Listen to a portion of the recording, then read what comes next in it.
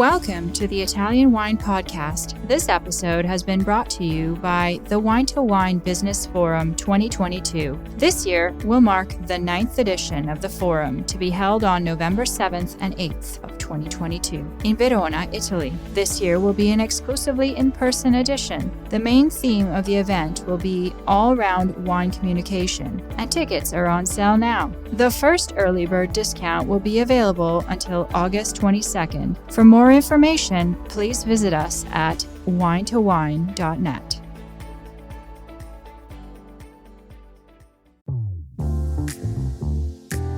Hello, everybody.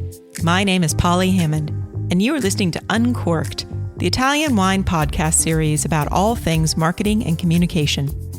Join me each week for candid conversations with experts from within and beyond the wine world as we explore what it takes to build a profitable business in today's constantly shifting environment. Today, I'm super excited to interview my friend and one of the smartest fellas working in wine, Darren Oemke. A straight-shooting Australian, Darren has experience in all walks of the wine world: engineering, production, technology, marketing, mentoring, teaching. And in his spare time, he still manages to catch a few waves. In this episode, we'll settle in for a good old Antipodean chat about what we love in wine, what we'd love to see change, and even what we can learn from the surfing community. Let's get into it. Good morning, Darren. Good evening, Polly. How are you? I'm well. I'm so glad you started with that. I think that this is one of these lovely wine moments. It is 9:38 in the morning on Friday for me, and that makes it what time? 5:08? 10 past 5. Yep, in the afternoon for me. Okay, let's start with the question, the burning question.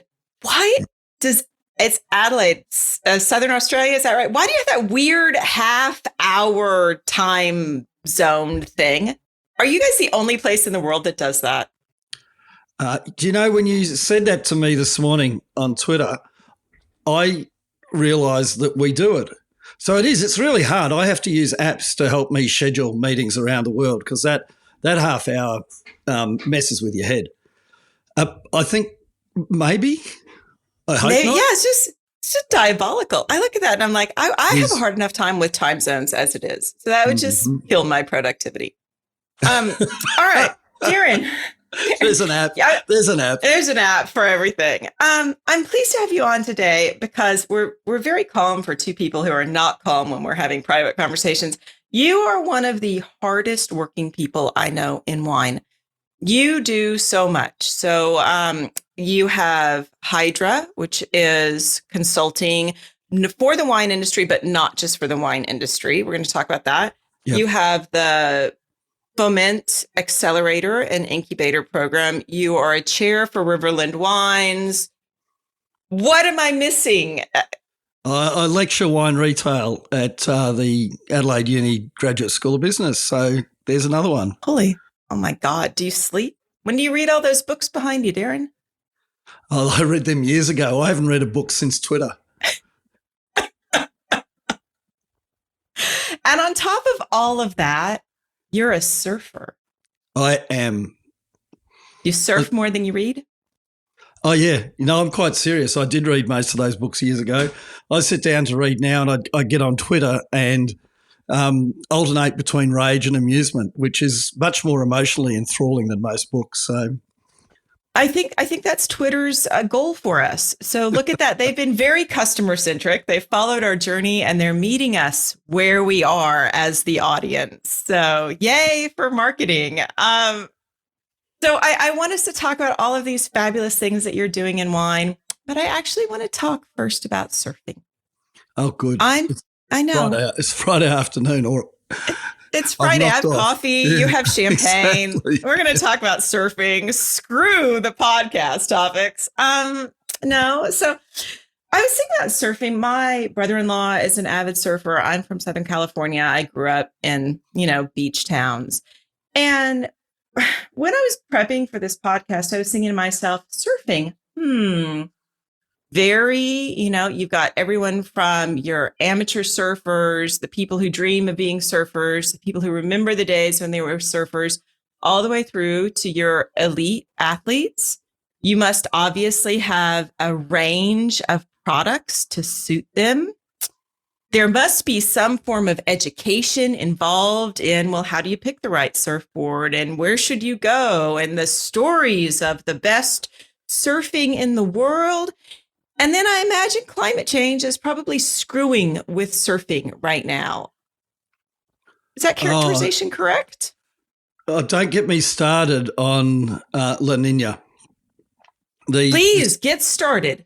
We're going into our third La Nina on the hop, which I don't know has ever happened before.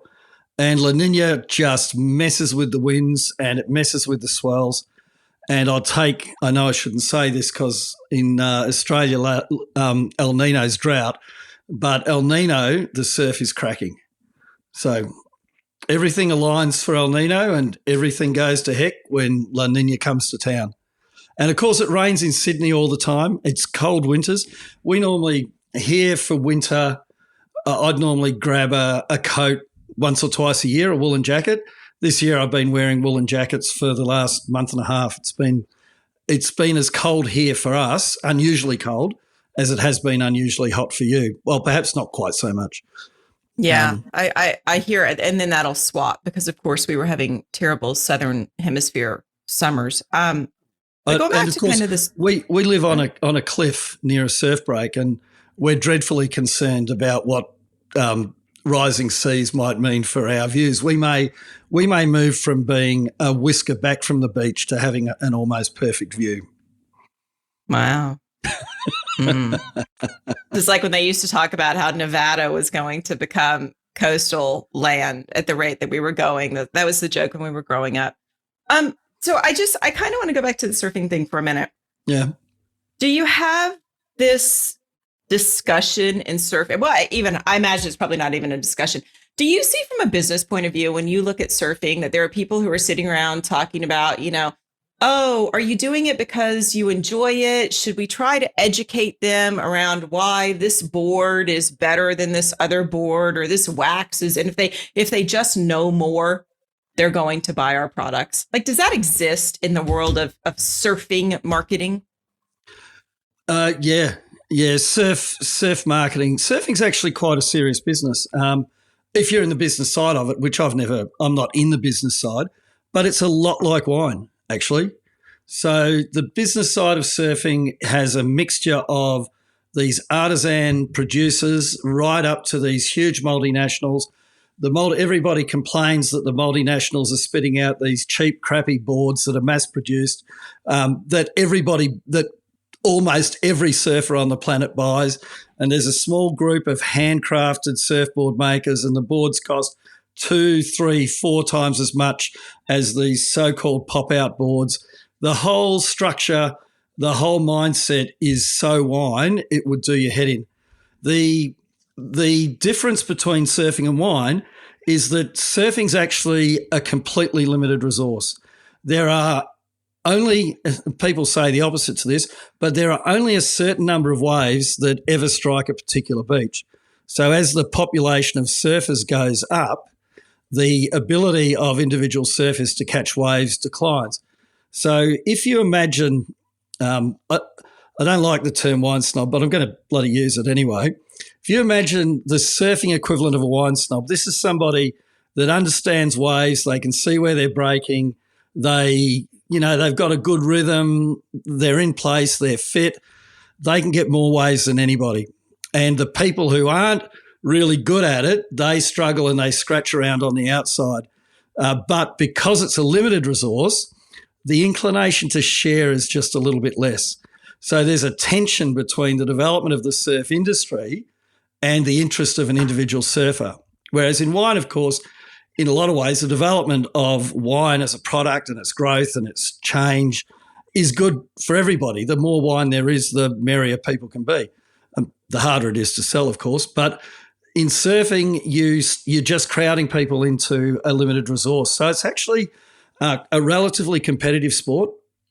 And it's even as a recreation, it's a relatively, let's use the word assertive activity. So the people with skills get more outcome.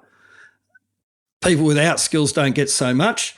And there's also a tension between people who go out to learn and people who are there and have a lot of experience in brakes. It's a really cool dynamic. It's not a great dynamic if you're not reasonably good at it. So do you have like hierarchy of place in a sense that you've got people who they're not trying to learn, they're doing it because they were surfers their whole life. They just kind of want to enjoy it. There's no competitive nature to it. And this strife between those and the ones who are taking it very, very seriously and who gets the good beaches at the right time. Like, is there sort of this competitive nature around the scarce waves? Look, a lot of people won't like me saying this, but yeah, there is. So the most challenging and exciting breaks are dominated by the most capable surfers.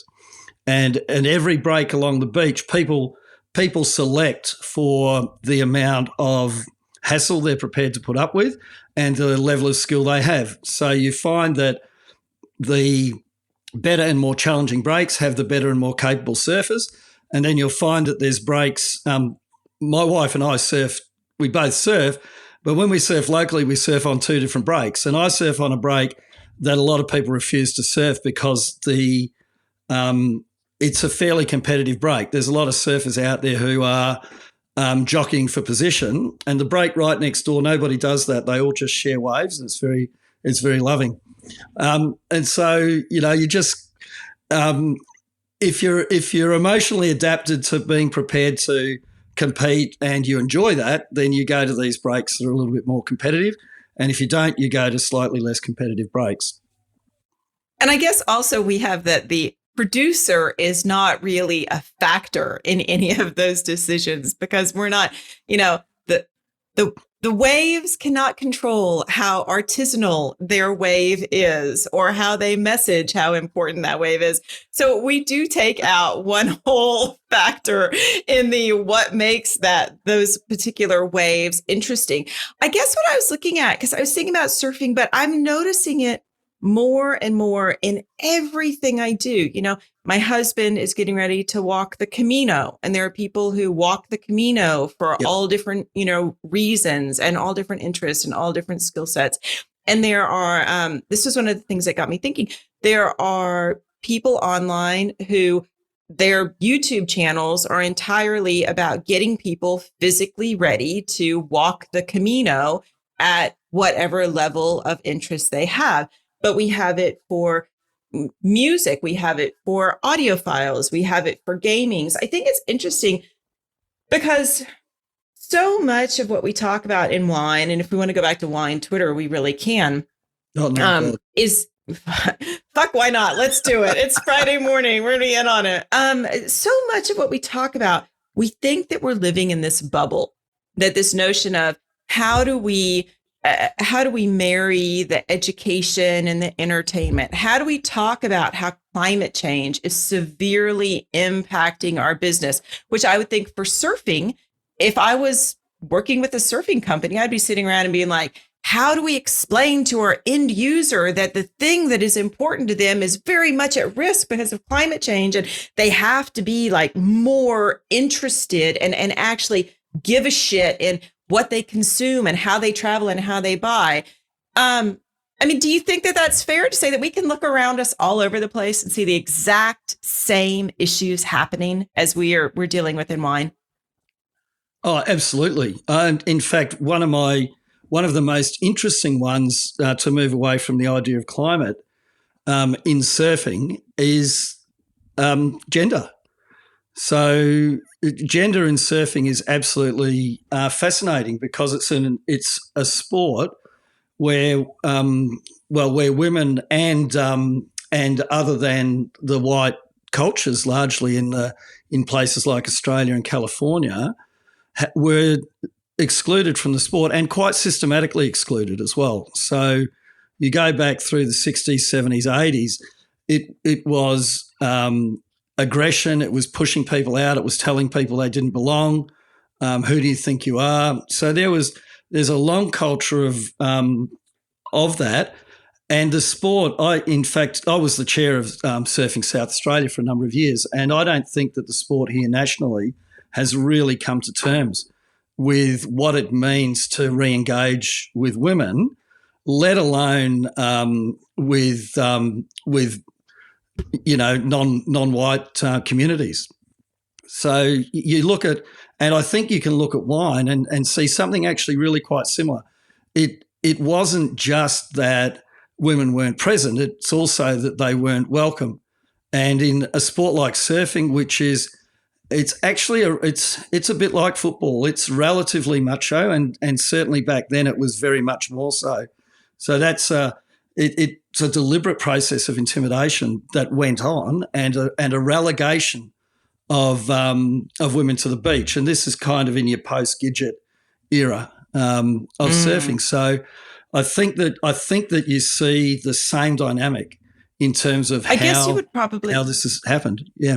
I guess you would probably also see the hypersexualization of, in this case, the women who are in the space. And we get this in wine with, like the boob glasses and the super sexual advertising and the whole thing, where they exist in the space. And perhaps this is going back some time. It may not be where you are now, but they exist in the space, but they exist for a reason of drawing the majority into that space. I'm thinking about Tawny Katane on the cover of Cars in 1980s, glam rock videos, that there weren't really any women in rock unless they were dancing and writhing for the purpose of the male gaze. With that, another thing that I have to point out, we've been very open about this. You and I are of the similar age. We're Gen Xers, Is it a young person's sport? Is it the kind of thing, or is it just nowadays it's all of you grown up hippie surfers are out there and you're all Gen Xers? Is there any ageism that goes on in it? Well, it's definitely plenty of boomers in the water where I surf, because I mostly surf longboards these days. And so there's certainly plenty of blokes older than me. I would say in longboarding, there's not a lot of young people. So it's probably Gen X. It's probably dominated by people my age. Riding shorter boards is a mixed age. So the older crew haven't given up. There's a lot of people who've taken surfing, like I did actually, taken to it relatively old. And there's people my age who are trying to learn to surf as well. So I don't think there's that ageism to the extent that you might think. Is it the other way around, where you've got producers sitting around saying, ooh, all of our longboard surfers are aging, and their doctors are telling them that maybe they need to be careful how much they're in the water, or they're breaking hips, or they have, not saying that you're of an age to break a hip, but the things that we're dealing with, again, I'm just really thinking about this, that this is so close to wine. This is what we're dealing with. We have an aging population. We've got health advice that's telling them to drink less. We've got women who, because of menopause, are possibly drinking less or responding to it differently. I'm just so curious to know how these exist in other realms. Well, in the realm of surfing is a good, right? Whereas wine is, in the neo-prohibitionist era that we seem to be in, wine is a bad. So surfing's broadly regarded as a positive in Australia. It's a good thing to do. So, we have programs to get people active, and the ocean is part of the mindset in Australia in terms of getting people active. So I don't think you see the same, you see the opposite trend, but you see a lot of resistance to the trend because, honestly, I used to be quite a lot of cognitive dissonance for me when I was involved in the administration of surfing as a sport, because as a surfer, I don't actually care if anybody else ever comes out there. In fact, the best days are the days that most people consider the surf to be rubbish, and I'm out there on my own or with a couple of mates instead of with a crowd. So there's from the point of view of an individual surfer, there's a desire for there to be less people in the sport. From the point of view of the surf industry, which is a beast, there's a desire to get as many people in the sport as possible. And in the sport itself, as a sporting activity, of course, we're always wanting to bring people along. In longboarding, everybody sits there and mourns that there's no young people coming into longboarding, except for me. And I'm like, well, who really cares? Young people, no young people. What does it matter? Why do we have to have another generation of surfers coming through? I'm happy. Get them off my beach. Yeah. Whereas in wine, I'm deeply involved in the business of wine. I take very much the opposite view. In fact, if we compare that to wine, I think that wine has an enormous problem with recruiting new drinkers because we have no focus on recruitment. So as a surfer, I'm like, don't recruit new surfers. Just let them do something else. Ballet, anything, not surfing. Wine, it's like, where are the new drinkers coming from? I wonder how many people who are drinkers would hear that and be like, actually, you know what? I don't really want more people competing for my table at my favorite wine bar or the reduced number of spaces that we have at wineries because of hospital and labor and everything else. I am 20 minutes in. I am going to move on to That's wine. Funny. So what I'd like to focus on, obviously we can talk about Hydra, and for the benefit of all of the audience who doesn't know what you do, tell me what Hydra and then tell me what the foment accelerators do. Oh, great. So somebody that coaches people in pitching has to pitch. It's a mechanic's car in our place with pitching. Hydra's a consulting business. We're a business consulting company in wine. We work across the whole vertical. So we actually do everything from consulting on wine production all the way through to international sales of wine. Everything except the grape growing and the winemaking. So we work on everything else in the wine game. We also work in food quite a bit and a little bit in the research space because I'm an ex-researcher just generally. And the really strange one, though, is that we do a lot of work in advanced metals manufacturing. So we're kind of wine and advanced metals manufacturing and food. And is that because you have a very large brain and you're really Dr. Darren? Is that because your background and this is part of what you love? Yeah, well, look, the reason we ended up in advanced metals is we do a lot of work with startups. So we've always worked with startup companies, whether they be manufacturing startups, tech startups, platform startups, a lot of, obviously with Foment, a lot of wine sector startups. And some of the startups we're working with IPO'd, and my business partner and I are both engineers, and they started asking us to help them sort out their manufacturing facilities. And so we started helping them build plants. So we build wineries, we build packaging lines, we build 3D metals printing plants. So, damn, that's interesting. Yeah. I've already made you go off on the surfing tangent, so I'm not going to make you go off on the advanced metals tangent. But Foment, which I've had the privilege of working with you in some of your programs, tell us about that. Okay, so Foment is it's now an accelerator and incubator for wine tech. We set Foment up because we felt there was a real gap in the wine industry. So again, taking a really Australian-centric viewpoint, in Australia we've got magnificent research institutions servicing the wine industry. We've got a really vibrant supply sector who do all the sustaining innovation and build all the products for the wine industry. But we had very, very little activity from tech startups in the sector. And so a couple of us decided that it was time there was some tech startups in the sector. And so we started building Foment. It took us a few years to get it going and find it has funding support from the state government and federal governments. And it took us a while just to get that rolling. And now, and it's not huge. We do about 15 companies a year through the accelerator.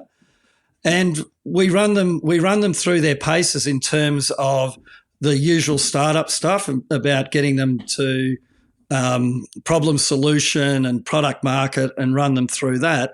But we do it just fully embedded in the wine sector. So most of our mentors are wine people. So if, people like yourself, different people from the PICS team and other people from around the world help us out in terms of, like I say, putting these companies through their paces. And so what we're looking for is tech companies, whether it be what they call deep tech, which is things like hardware, and or platforms, is to bring companies in. And the sort of what we've had in the last few years, we've had a number of companies move to South Australia to set up some part of their global activity. So people who've participated in Foment or who are our mates have come to South Australia, and now there's a cluster of these startup companies in South Australia.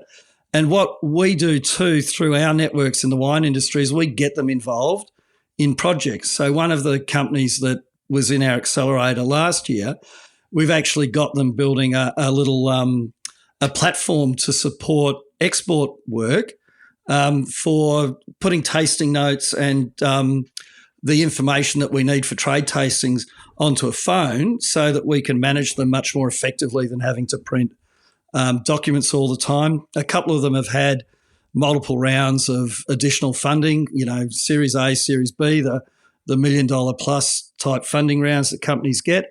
And there's a level of excitement around startups in the wine industry in South Australia and in Australia that we've been a really big part of and really enjoyed being involved with. So I'm curious about the newcomers. So people who come to you interested in being involved with Foment, are they coming with passion and love, kind of that I'm so interested by the wine industry? Or are they coming with, I see a gap in the market, I'm not romantically attached to wine, but this is a good business space? I'm not sure that they're mutually exclusive. So we do tend to get people that are passionate about wine, but we also get people who realise that it's a space in which they can make a difference. So wine, again, in Australia and South Australia, it's not like France, but wine is big business here. Wine's important and wine's interesting. So people come to it with, we've got a company who's worked with us a couple of years ago. They're bringing wine tasting and selecting wines to Alexa. So they were putting together voice. We had 2 voice-based companies a couple of years ago, and it was really, for me, it was fascinating to learn about voice. And they're people who both have an interest in wine and who have an interest in the technology. So that Alexa project, they actually had something in the football space, and they wanted to transition to the wine space with a new product. Interesting. Yeah. Interesting. The reason I ask is, and I know that you will encounter this, we often will also find ourselves in meetings or having conversations with people who are so in love with wine and that they perceive a different business reality than what we really deal with, trying to sell wine across markets. What are so people come in, they get involved with Foment, or you're working with them at Hydra. What do they convey to you are the most surprising challenges or impediments, the things that they had not known or anticipated about going into the wine industry? Wine's actually pretty sophisticated as an industry. Like it's not simple. So you look at it and you say, "Oh, wine, yum," and you get into the sector. It really, to me, I think what people don't understand is the sophistication around wine. Wine Australia like to say it's one of only 3 sectors in Australia that you need a license to export. The other ones are guns, and I can't remember the third one. So from the point of view here, you've got this whole licensing process to export. And then you've got the label integrity processes that sit alongside that. You've got the international competition for, the the state and country-based competition for hearts and minds that doesn't exist in a lot of other sectors where there's these regional, national, multiple organisations who are involved in wine. I mean, there's 65 plus wine regions in Australia. There's over 100 wine organisations. There's companies that are, that the wine is a secondary source of income through to companies like Treasury and South Corp Treasury Wine Estates that are as multinational as the big multinationals I used to work for when I was younger. So, and then you've got all of the intricacies of how wine law fits with how people do things. I don't think people expect the sheer level of sophistication of the sector. And it is a particularly sophisticated sector. That's so interesting because we know that there's this constant demand for sharing stories that are warm and, of our families, and it's the hands with grapes, and it's, estate grown. And it's almost like what we're doing is that, many wine brands are very intentionally going out with this homespun, small industry kind of story, because that relates to what the consumers want to think about our industry. But then on the other side, to what extent are we diminishing the significance of wine as an industry? And I'll actually tell a story about this. I was discussing this with Nigel Greening from Felton Road. When my kids were going through high school, they would always do these career days, right? Whether it's public high schools or whether it's, fancy private high schools, they all do career days. And I was never allowed to go and talk about it. I am a female founder. I have a good business, but I work in alcohol. How, if we look at the age that people are coming in, what they know about the wine industry versus what we're presenting about the wine industry, how do we actually get younger audiences or the next generation or really anyone understanding what a strong and sophisticated industry we have when from day one we're challenged to communicate that? I'm going to add to that, and a sense of disparagement of parts of the industry for those parts of the industry that make the wine 100%. That actually people love. So, we've got at Riverland Wine, we've got a fascinating new program called Riverland Uprising, and that's about supporting some of those more boutique and branded wineries from the region who are putting the Riverland brand on the wine. And Riverland has traditionally been one of these bulk wine producing regions. And I was talking to another journalist recently and just saying, look, we make this region has some cool wine producers that make these really cool wines. And then we have all these really cool, funky new types of wine. And then we've got all these really, really cool wineries that make the wine that the world drinks on a day-to-day basis that are also doing really cool stuff. And I find it frustrating that and you look at a region like Riverland, the communities used to being told, oh, you just make that wine, the bulk wine. And no, we don't. We make the bulk wine. I mean, that in itself, right, is so telling. And we don't. We make the bloody wine that everybody has in their glass at every frigging barbecue around the planet. That the wines that the average person chooses. And for me personally, I'm as proud to be involved with that as I am to be involved. And, I've got boutique producers that are producing, their export allocation is 300 cases. We work with across the whole sector.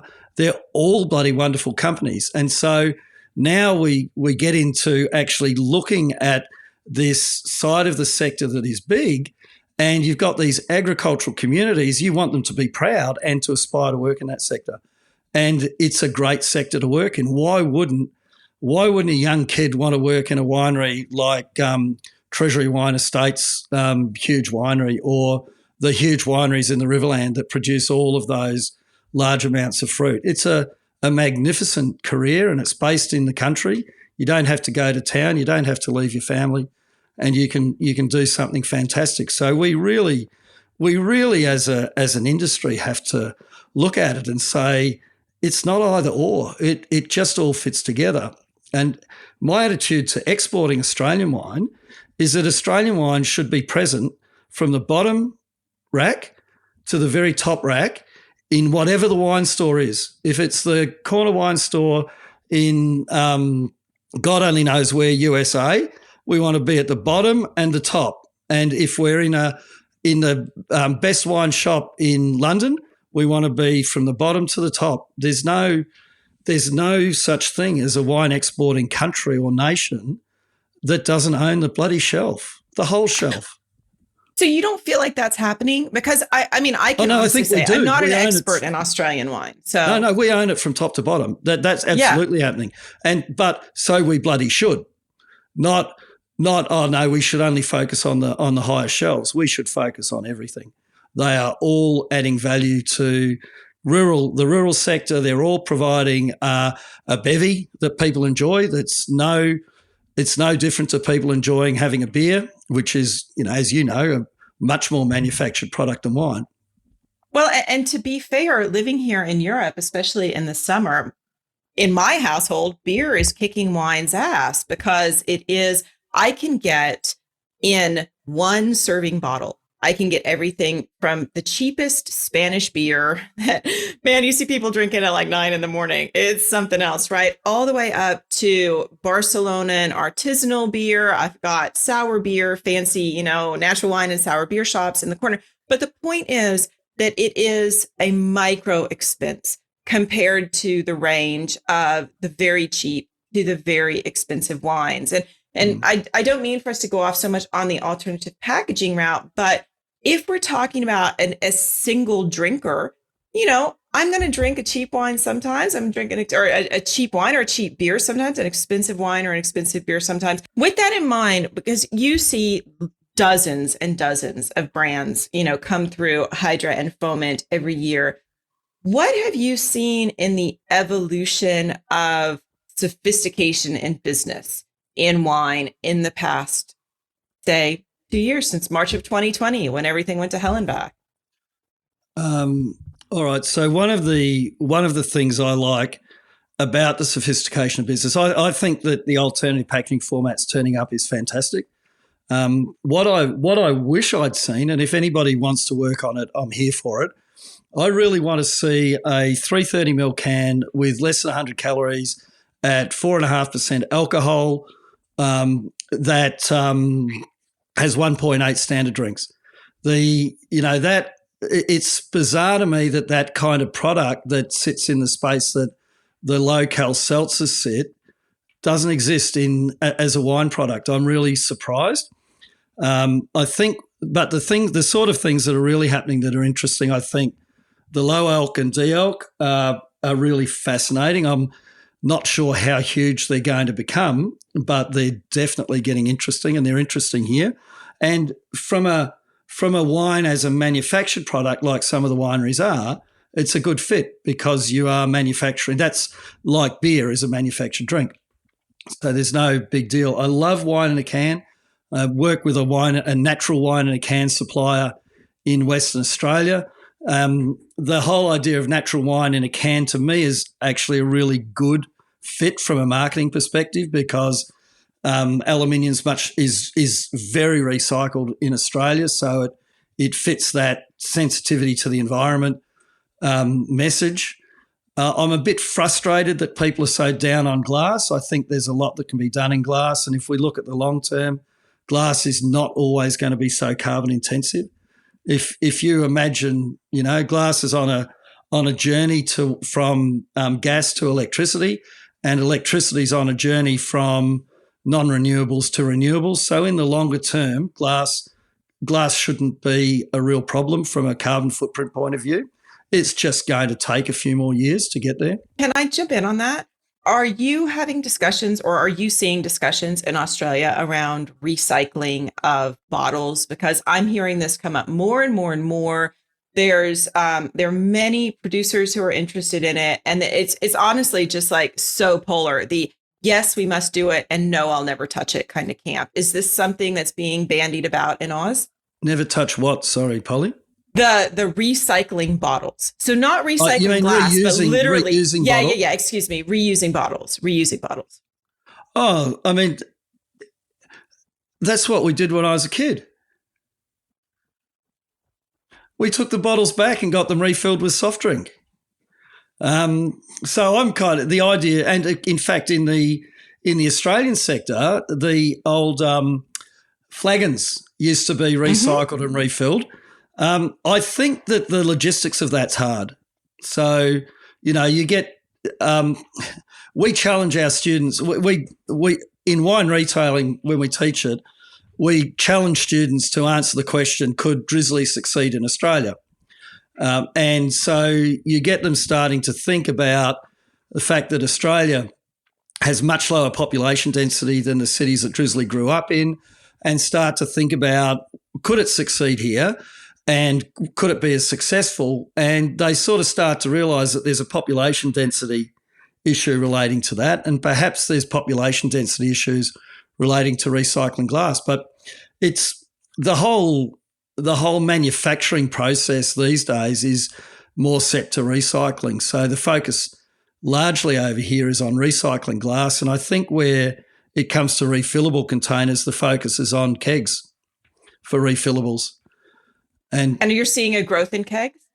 We're certainly seeing companies that are very active in the keg market. There's kegs for the pubs. There's more pubs moving to kegs for wine. Yeah. I've talked about this before. So if you ever get to Auckland, you must go there. I interviewed Diva Giles. This was earlier this year. She runs an award-winning wine bar in Auckland. She's 25 years old. And one of the things that I love to see is that she's got Peg Natural Wine, Australian. I think that it sells for $15 a glass, not a cheap glass pour. Fabulous. And she just goes through a ton of it. And I would sit there watching. It was a kegged rosé. Yep. And I'm like, this is so viable. This is such a great way to ship, to preserve, for her profitability. Like, it's one of these things that when I'm talking to clients, I'm like, if you can do, absolutely 100% go for it. What about between kind of the teaching and everything else that you're doing? What trends are you seeing in how wine brands are learning to communicate with their customers, or even become just more customer centric in all of their practices? I think they're learning that they have to actually tell their story. Certainly if they're working with us, they learn that they have to tell their story. I think that we do a fair bit of pitch coaching with wine producers, and we ban a pile of words. You're not allowed to say that you're innovative.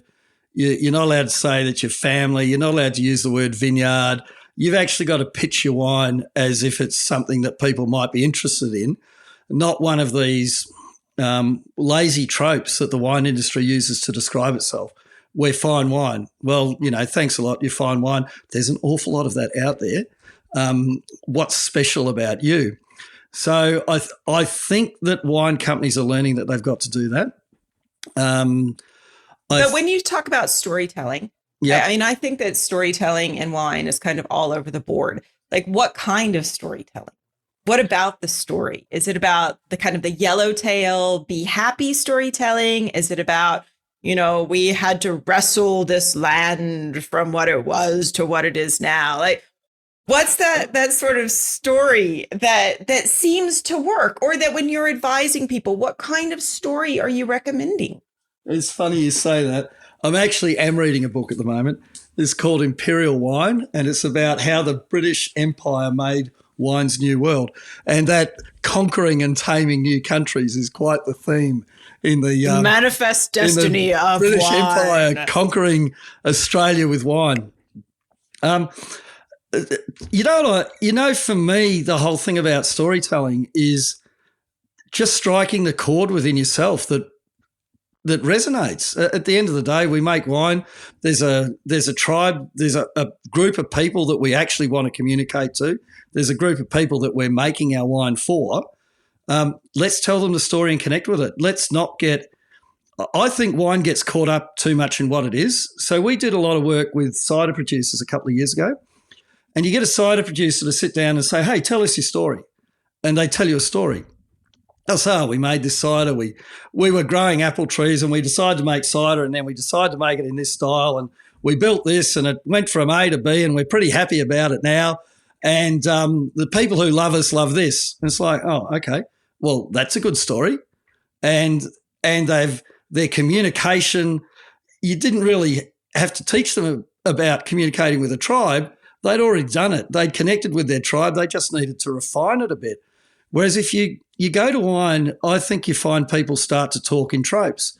So you're a fine wine producer, you're a natural wine producer, you're a this wine producer. So people seem to come to wine already wanting to put themselves in a box.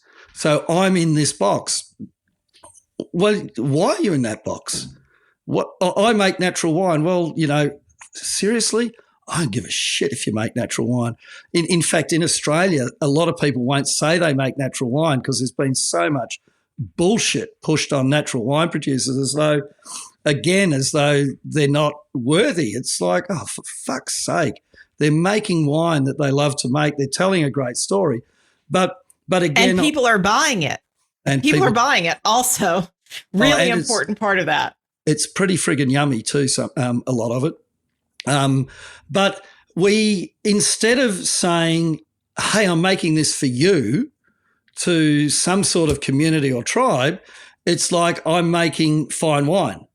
And that just doesn't resonate with people.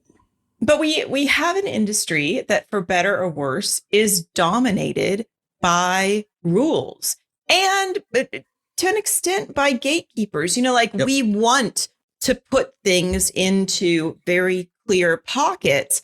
And when people try to not do that, I don't know if you just saw the Esther Mobley article in the San Francisco Times about Erosion, who is making wine in the way that we make beer. That was sort of the language that was used to describe it. Right. And I look at that and I'm like, fuck yeah, that's awesome, And yet wine is like, well, is this good that we're doing this? And I don't know that we should be doing this. How do we allow a new entrant into our industry to succeed and find their feet when, as an industry ourselves, we're the one restricting what we think they should do and how they should talk about it? Yeah, you're right. There's gatekeepers because it's such a regulated industry. And we've been deliberate about that. There's so much counterfeiting of wine that happened historically that there is actually really good reason for the level of regulation. It's funny, I just had a tech company I was talking to, and we were talking to them about finding their tribe. Who's your tribe? Tell me who it is. Who's your club? Who are the people that are going to love you? And then you've just got to find the pathway. But you do. If you're in America, you've then got to find your way through some sort of distribution train to find your way there. So we do put up a lot of challenges. But I think the challenges that come from the distribution system are just like any other business. You've got constraints. So we work through those constraints. The challenges that I don't like are the ones where there's a lot of people saying this is right and this is wrong. And some of them are friends, people I quite enjoy engaging with. But wine has a legal definition. So if it's wine, it's within that legal definition. And that really is important in the wine sector. But I get disappointed that we just don't celebrate. It's like, that's cool. Oh, I really hope they succeed. And I'm lucky because it's my job to just work with people to say, hey, how can you succeed? How can we make this succeed? So I guess in some ways I see things a little bit differently because my entire approach to it is how can we make this succeed, and how can we? You asked about what's changed since 2020, but I'm not quite sure that the changes hadn't started before then. How can I succeed? Well, there's a cool little company in the States called Liberation Distribution, and you can get into 10 states with them. Hey, listen to the Aussie Wine Chat podcast for Cheryl Dersey on that one. But what you then have to focus on is actually communicating with your tribe and finding them and finding where they're going to consume it and what they're going to do. But it's just marketing. It's not really that hard. In a lot of ways, wine, again, you get that anti-marketing bent with a lot of wine and wine writing. But, at the end of the day, just get out and market it. There's all of those marketing deniers out there are kidding themselves. I like what Robert once said. He said, the minute you put a name outside your cellar, you're doing marketing. Yeah. So I'm sorry. I'm just writing down marketing denier. We're about to launch a merch line that's kind of a gag. And a lot of it comes from all of these tropes that we're talking about. So I'm going to send you a T-shirt on it. This is marketing denier. I love T-shirts. I think that's fucking hysterical. I'm actually wearing a Simon Tully Adelaide Hills I love that. T-shirt. Nice. So I collect. I put on a bit of weight during COVID, and I don't fit into my dress shirts anymore. So I just started wearing T-shirts from wineries to work every day. God bless you. Didn't we all? Good Lord. Yep. I think that this is where everyone is. So I know that I've kept you talking for a long time.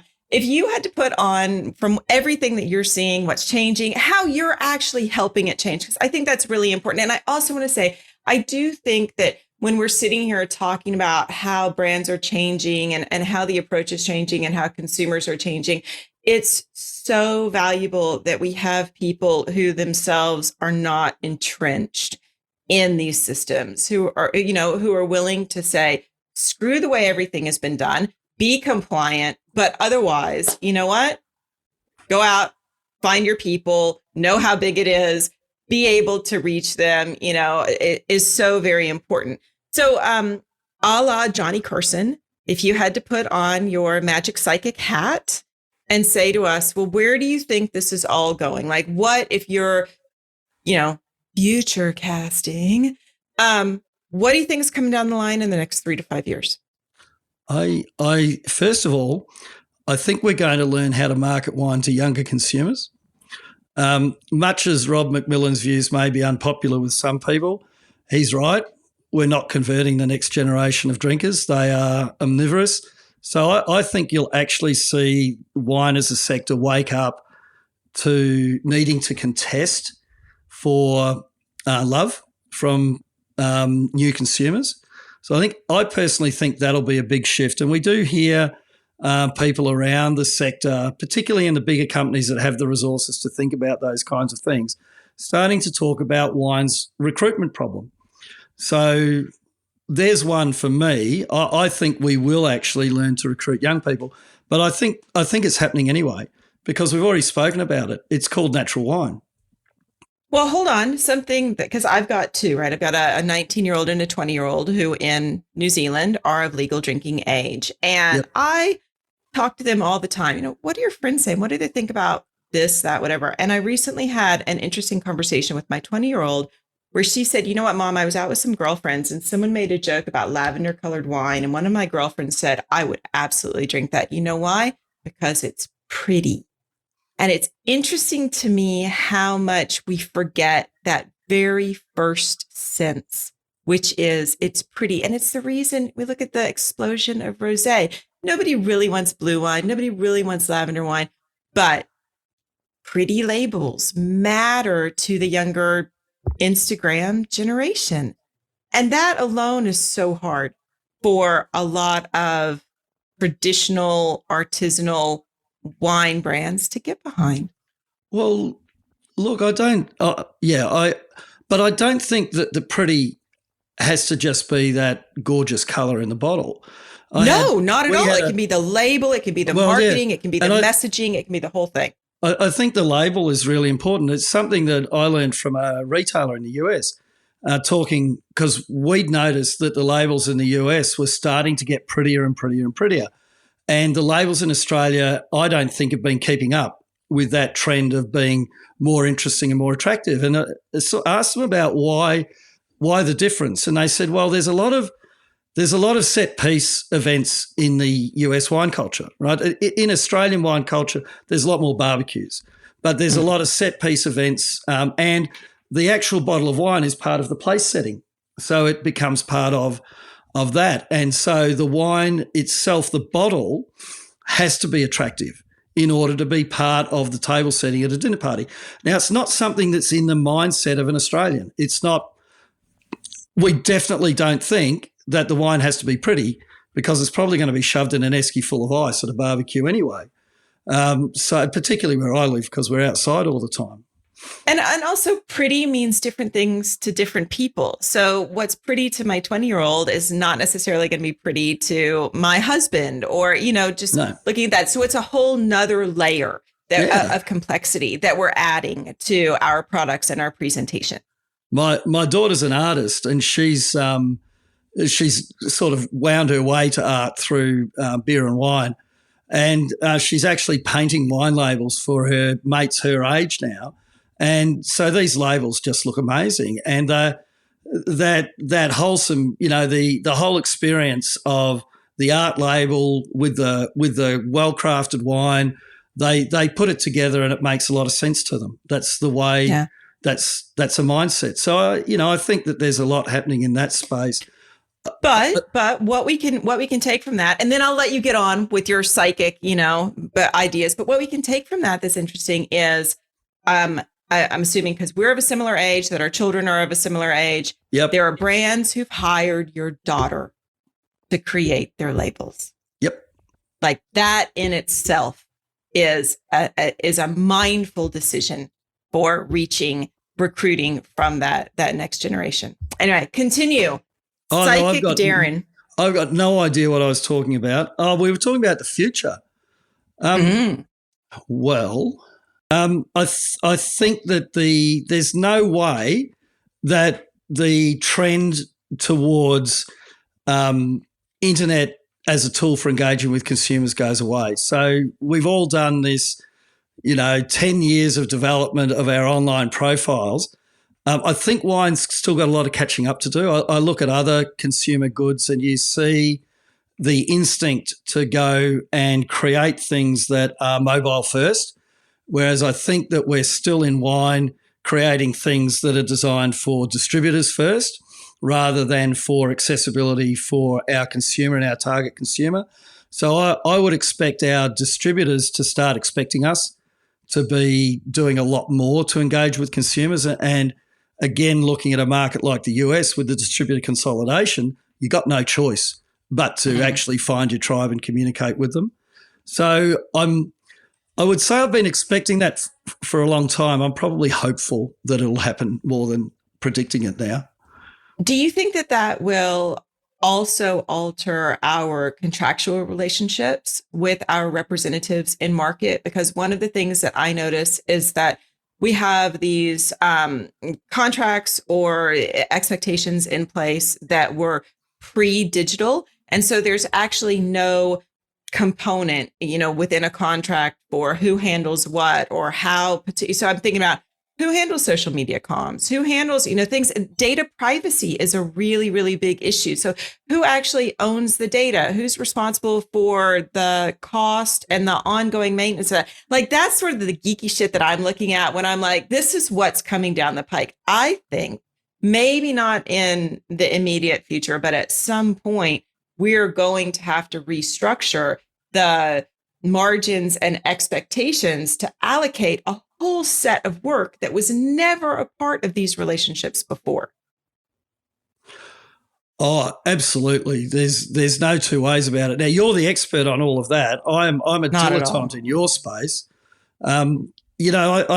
We haven't quite got there with integrated packaging yet, but Brown Brothers in Australia has a product out where you can the bottles have got an NFC chip on them or a QR code. I can't remember actually. And you can actually embed a video in that QR code and then send it as a gift and say, hey, I put a video on the wine bottle. Have a look at the video. Now, I don't know whether that stuff succeeds or not, But that change in the relationship that you have, that ability to work with the bottle. I mean, we've got software about to come out where for tastings, again, we put a QR code on the bottle and people who are at a trade tasting can start to get some information straight onto their phone off the bottle about the wine, which gives them a depth of information that didn't exist before. I think the privacy stuff is about to hit us hard here because we're about to start changing our labels to suit yet more regulations in Europe. So for me, it becomes we have more and more and more consumer engagement. There's no way around it. The thing that I often look at, Polly, is so none of us were born when Facebook hit 1 billion daily active users. So there's none of us who actually intrinsically get it. We didn't grow up with this. We grew up with telly. And that's everybody, no matter what age they are. They weren't, if they're in marketing today, they weren't born when Facebook hit 1 million daily active users. So none of us really know what we're doing. It's constant adaptation. I agree. At a pace that we don't understand, really. Yep. I mean, I agree 100%. No. And I think I love that. And I know that it's getting late on a Friday night for you, so I'm not going to keep you much longer, but I love that you said that because I think that it's true. I think it's an unrealistic expectation that maybe clients have of anyone who's advising them or implementing the work for them in marketing right now, which is it changes all the time. And what we get paid for is to understand how it's changing and what that means for the brand. We don't get paid to be an expert on what was perfect 6 months ago. And if you're working with a marketer who's not learning, you're going to crash and burn. On that note, I got two things to say. I think everybody will become less risk averse in the marketing technologies they use. And I also think that the individual winery having an individual club, the days of that are over. So we'll start to see a whole lot of really interesting stuff happen in the club space. But that's my favourite prediction that gets that reaction. We're going to we have to find another podcast to go on. So I've done yours, you've done mine. Now we need to find a third podcast to go on so that we can talk about Wine Club. So anyone who wants the two of us to come on and hash this out in their segment, get in touch with one of us. Exactly. On that note, go enjoy your champagne, enjoy your Friday night company. I just think you're awesome. I love having people who are doing so much good work in the wine business space. I'm glad to have you as a friend, Darren. Thank you. Polly, it's brilliant talking to you. Have a great Friday.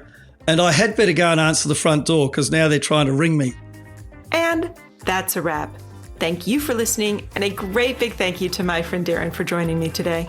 The Italian Wine Podcast is among the leading wine podcasts in the world and the only one with daily episodes. Tune in each day and discover all our different shows. Be sure to join us next Sunday for another look at the world of wine marketing.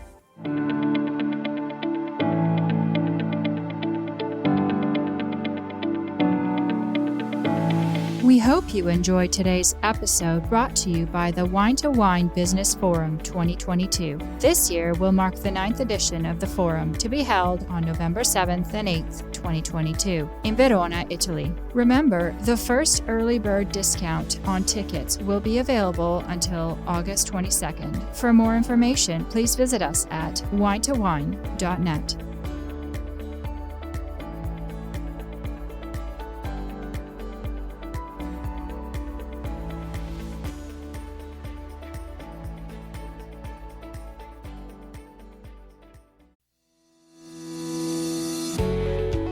Guys, I'm Joy Livingston, and I am the producer of the Italian Wine Podcast. Thank you for listening. We are the only wine podcast that has been doing a daily show since the pandemic began. This is a labor of love, and we are committed to bringing you free content every day. Of course, this takes time and effort, not to mention the cost of equipment, production, and editing. We would be grateful for your donations, suggestions, requests, and ideas. For more information on how to get in touch, go to ItalianWinePodcast.com.